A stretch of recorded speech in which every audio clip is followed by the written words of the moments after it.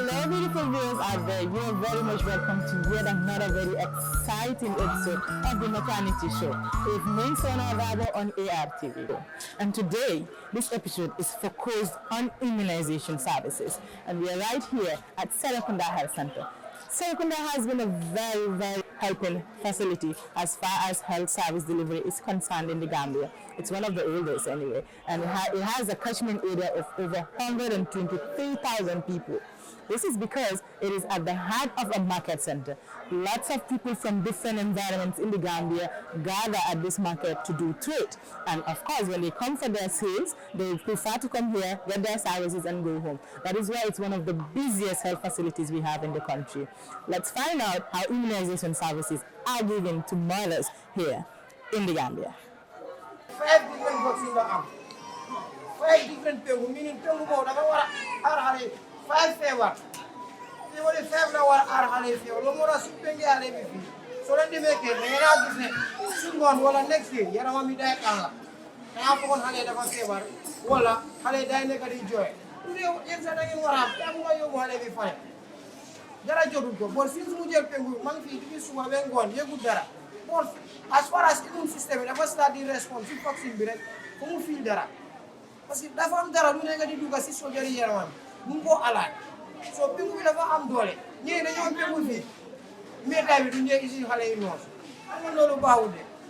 So please, Malala, you never have am saying, even legacy of the side effect. So there's a people face. That people are not maybe, I'm not maybe. So people will have put on a window.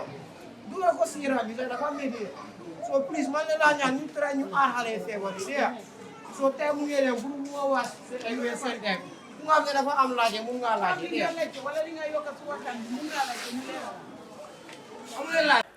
viewers, joining me on this episode is a vibrant public health officer from Serekunda Health Center by the name Lamin Sanyang.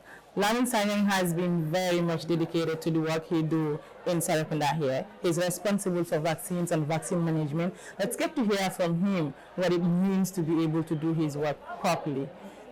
You're welcome to the show, Lamin Sanya. Thank you very much, Shona.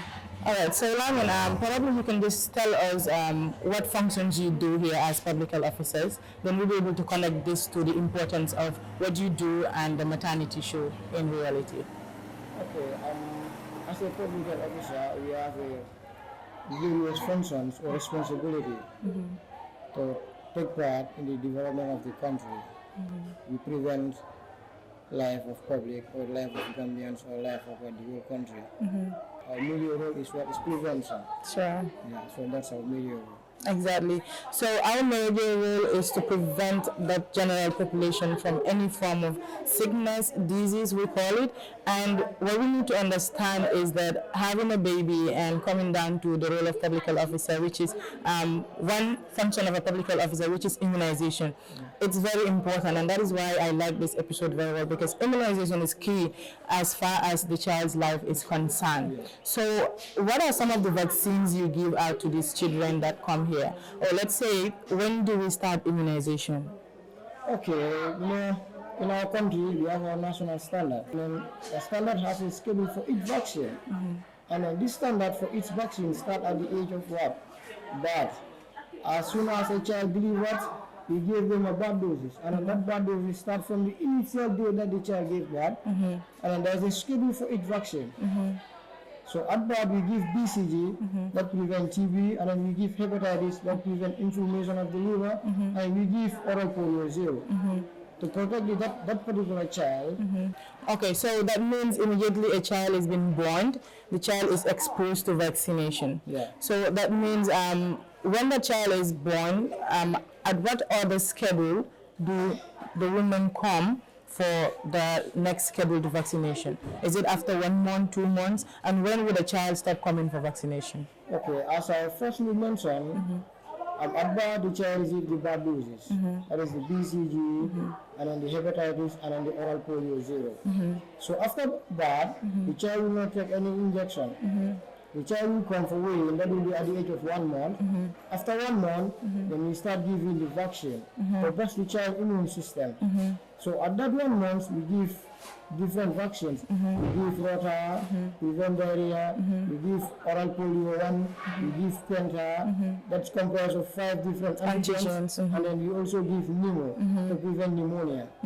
So currently now, after that 2 months, the child will not take any vaccine up to a 28 days interval or 1 month interval, according to the national EPI schedule. So that's what we are using to help this child to boost their immune system in order to protect them for healthy life living. Okay, so you're giving the student, let's say, from the 2nd month down to the 4th month, they've been given the penta, the pneumo, the rota.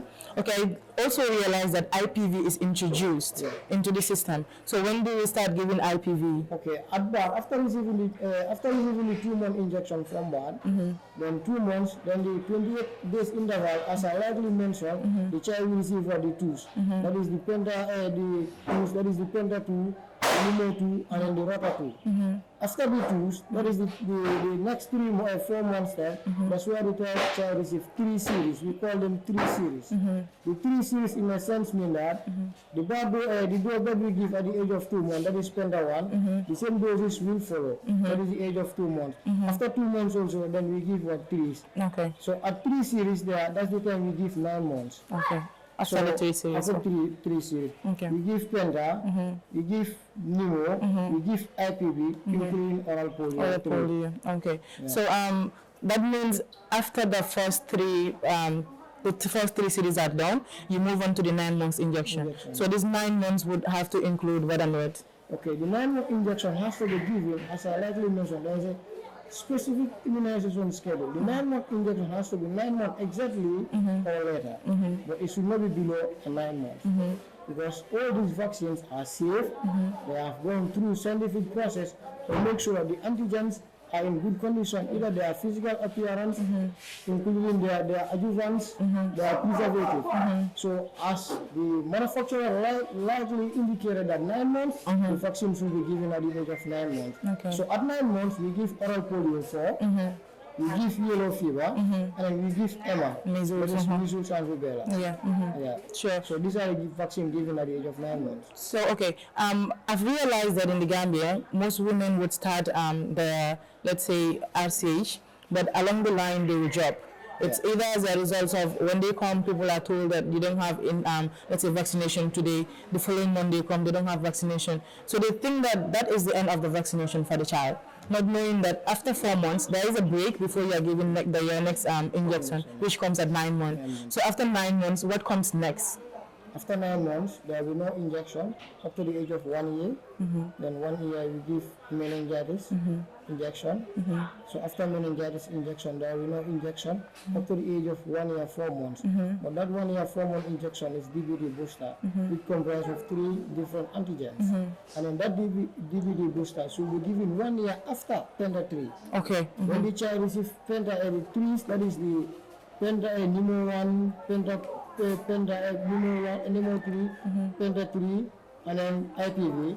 You calculate the interval from that particular day up to what?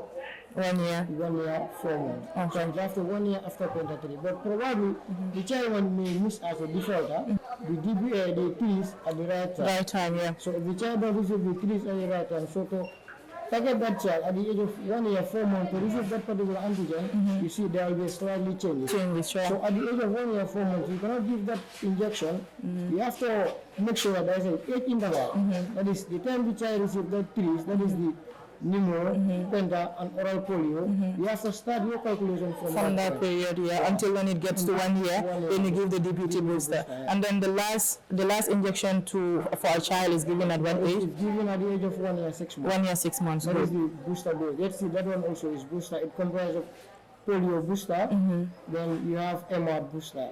So these are the 2 injections that we give for a child at the age of 1 year, 6 months. 1 year, 6 months. So when the child is due for 1 year, 6 months and the person is already given these vaccines, does that mean that is the end of the person's vaccination schedule?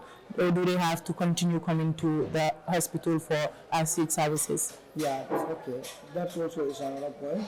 That doesn't mean that is the end of the person vaccination schedule. vaccination goes with supplements in the country standards. That's why we have the vitamins and then the mobilizations plus the weighing too. Like I likely mentioned after birth, the child should 1 month, the child will not take injection, the child will be weighed. So at the age of 1 year 6 months, once the child completes her immunization, including the antigens, so obviously that child should continue going to the clinic up to the age of 5 years. So within that time frame, the child will take vitamin. So the vitamin and then mobilization by a 6 month interval. Sure. Yeah. So weighing also takes place during that period. But most of the child will fall as defaulter within this time frame.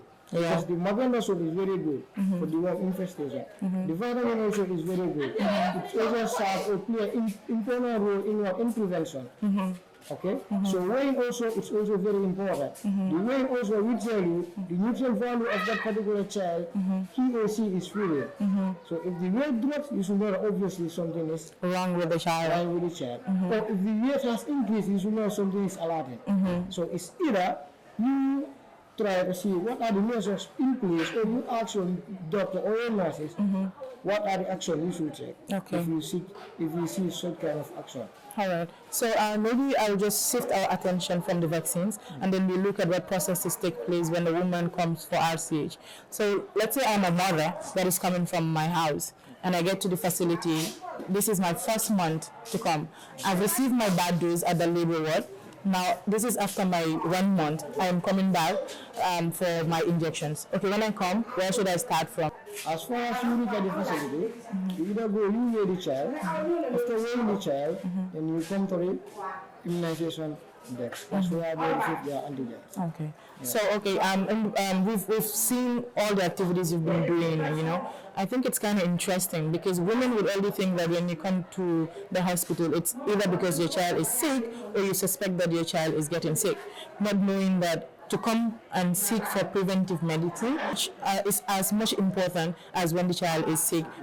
So it means that when the child comes to the facility, you have to go through processes. The child will have to be weighed, the child will have to come for screening. After screening, then you see what vaccines the child is due for, then you record. Yes. So I've also seen a recording system that you have in place. Currently now, we are using smart paper technology since 2013.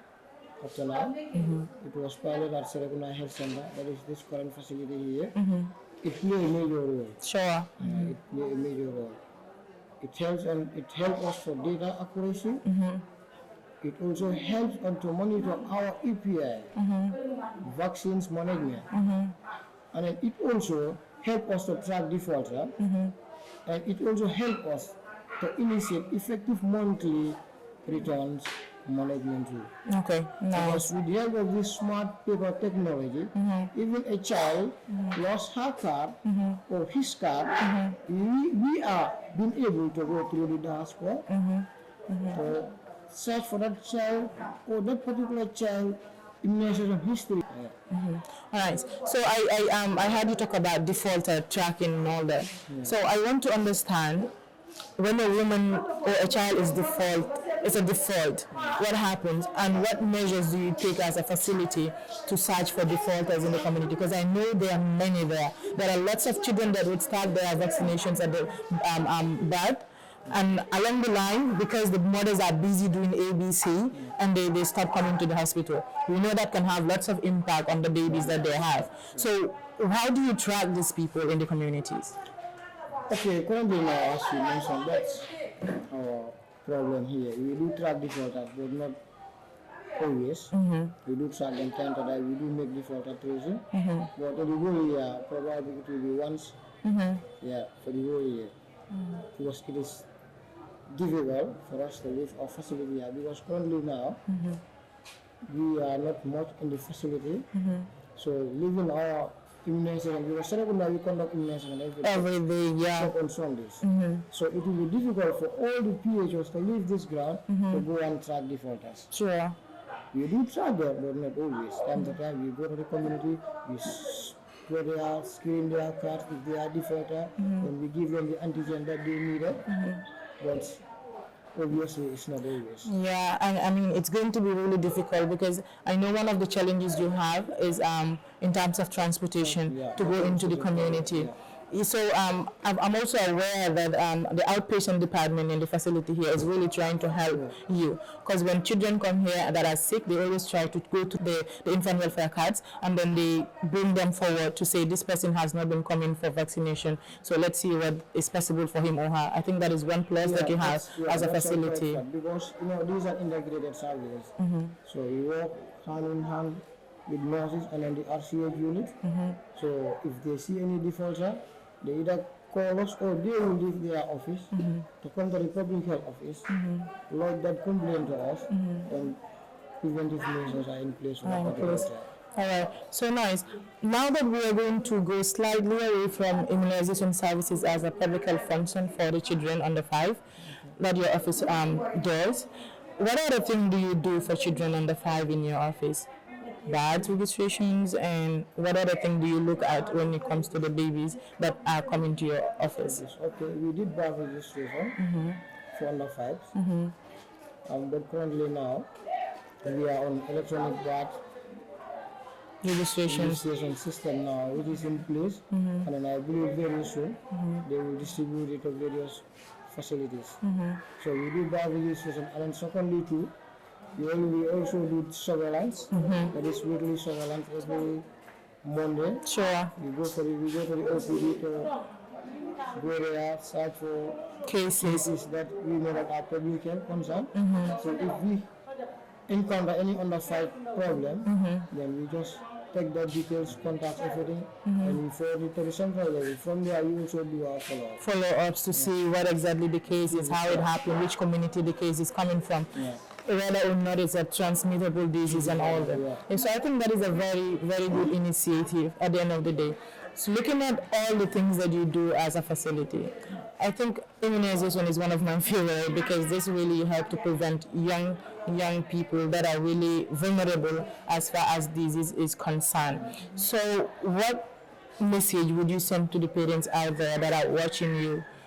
How would you motivate them to come and get these services? Because we know it's not just Serekunda that is offering this service.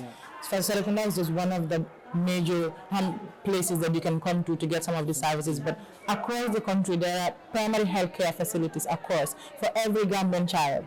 So what message do you want to send to the mothers out there?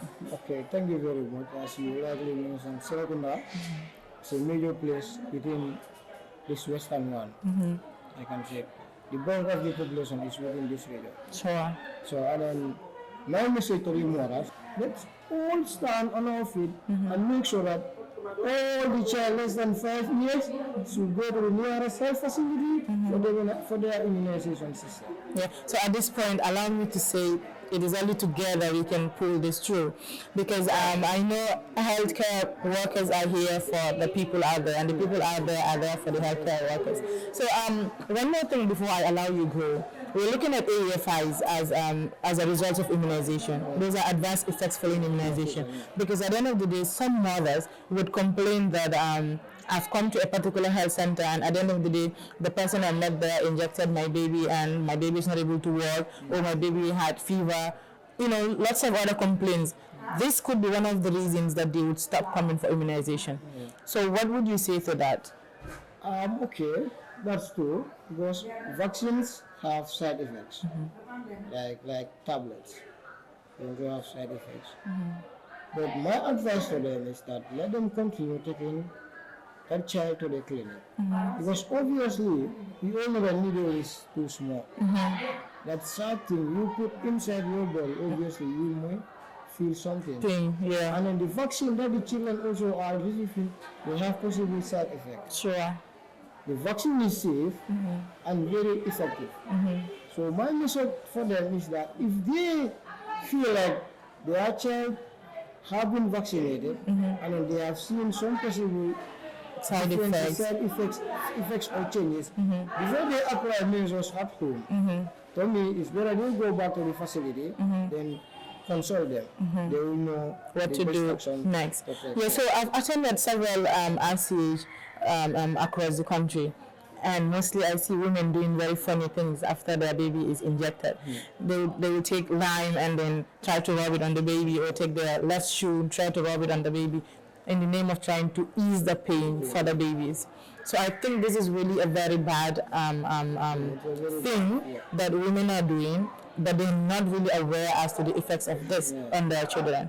Okay. To your point, I will give you a research today. You go, you research on it and see. I will not tell you anything. Like what you mentioned, a child that has been vaccinated, as a tiny hole there. If you take a lime, you rub it on that tile, either the upper or the lower tile, obviously there is a space. And in that space, we all know these limes are acid. Sure. And we all know how they react. Sure. If you apply that lime there, probably that child will continue crying. Because of the pain. Because of the pain. So that lime that we are putting there, we won't do anything. It doesn't have any use there. It's only on your side, you are just adding pain on that child. Because that lime cannot stop that child from pain. As I likely mentioned, vaccine has side effects. So that could either be the fever or swelling on the immunization, the injection side. That could also happen as a possible side effect. But the lime using silica rubbing the child, that will have it's actually a very funny act that they do. When I saw it the first time, like, what do you think this is gonna do to a baby? Because at the end of the day, these are shoes that you walk with on the ground, and it could take possible infections from the ground, and you're exposing it to your baby's body, an open space. You know, so I think when we're actually doing our work as public health officials, what is important is to always communicate to the people. What do you do when your baby has fever? What do you do when your baby has a swollen leg after injection? You know, because I also witnessed one or two sessions wherein public health officers would talk to these mothers to say, okay, immediately you leave this RCA side. When you go home and you feel that your child needs help, one of the things you could do is to maybe take a piece of ice block, put it in exactly a tissue, and then you press the space for a little while. Maybe that would help the baby to be free. That one also is advantageous. It can help. But that happens, example, like when a child receives any particular antibiotic, example, like firstly, the tender is very heavy. So if there is abscess on the injection side, like it's swollen, you can use your ice glass. You can wrap it, and but make sure that let that ice glass doesn't penetrate. And if you are doing that, that will not be like after the injection, that immediate spot will be it. It should take some time. It should take some time because before that, all this happens after immune response. Sure. After immune response, all this will happen. At times you will not experience it now. Maybe the next day you will feel like you are swollen. Like you mentioned, you can use ice glass, you apply it there, then you massage it the time. Yeah. Nice. I feel that we've been talking about women bringing their children to RCH all the time. What happens to the other side, the male counterparts? Are they not supposed to bring their children? I think this is supposed to be, a two-way thing. If women cannot come, men should come. Because I realize even at RCH ground, men are given priority when they come. They don't even take the queue also. Yeah. Okay, here, that's another point. And it is very important. It doesn't mean that this is a family issue. Yeah. Doesn't mean that everything should be women-centered. Women. It should not be centered on women. Yes. So, but Africa, our context here. Yeah, women should be doing that, women should be doing that. Well, that is not the case. There is a mutual understanding between men and women. So, it depends on you how you're going to make your agreement. You can go towards it. But for us, we are trying to give privilege or advantages to men that we know that they have been coming forward for our services. Yeah. So if we see a man with his child, then we give them privilege. We tell them that you come, no need for you to join the queue. We prioritize them. We give them the service that they needed, then they are free of that. So overall, we do advise women during our health talk. This is not one side center thing. it has to be both men Both and women, yeah. So you do give them help message so that if they go home, they can also narrate that scenario to their Husbands, so yeah. that they can also take part. But everything secular, still now, men are been coming gradually. I think even today, I can say more than 3 or 4 men are. Well, yeah. So it's a problem in our country settings. Yeah, it's a problem, and I think it's only going to be very much important if men are able to take part in the child's activity, and this have to include going for immunization services, because once you do that as a man, you are taking part in your child's development in one way or the other. Once your child is sick, you'll be able to understand this is what is wrong, this is what I'm supposed to do, because women have a lot on their head. I mean, you go through a lot of household chores. You also know that the service the woman is going for the Exactly. for the How important is it for your child? exactly Yeah. how important is it for the child, and you also know that the service the woman is taking, and then if they come home, the reaction like I mentioned, you know why this is happening. Exactly. So it's very important for them also to take part.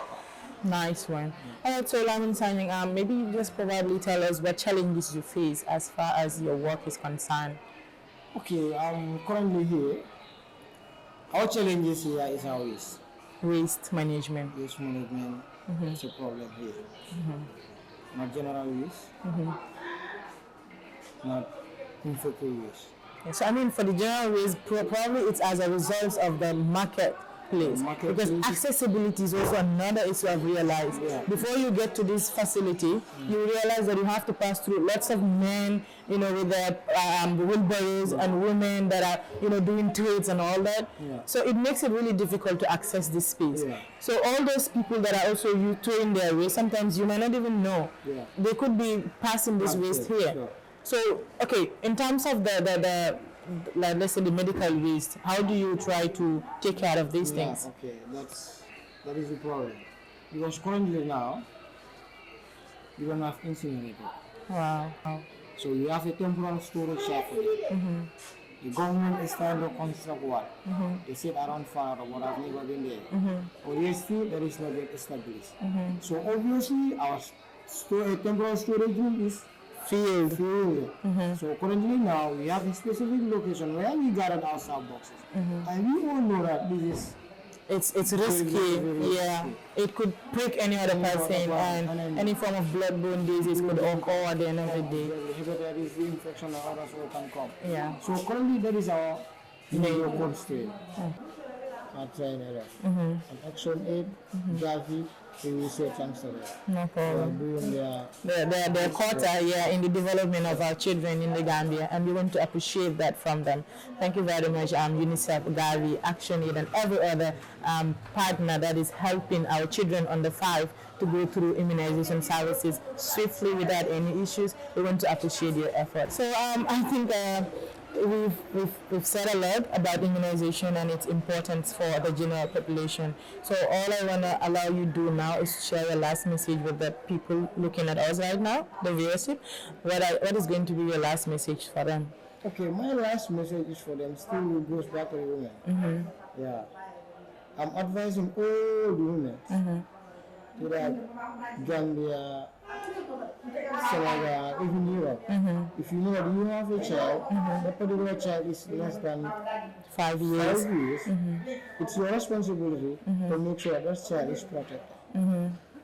That child is protected. Protected in a sense means that you have to make sure that the child receives all the required antigen the child needs to boost his or her immune system. Because obviously, especially in Africa, you know Africa is polluted. Africa, and we have different kind of disease and disease condition. So giving the chance of that particular child to receive the antigen will boost his or her immune system. So obviously that is my last message to the mothers. Let us make sure that our children less than 5 years or underage are going to have their immunization service up to the age of 5 years. That is my final message for the women. Well, viewers, we've all heard it from Lamin Sanyang that he is urging every individual watching us right now that it is our responsibility to make sure our people or our young babies are prevented from vaccine-preventable diseases. We know that immunization is one of the most important functions of public health officers across. Therefore, children below the age of 5 years should always come to the health facilities for immunization sessions. So we will leave you at that, and then we're going to say bye-bye from us and over to you.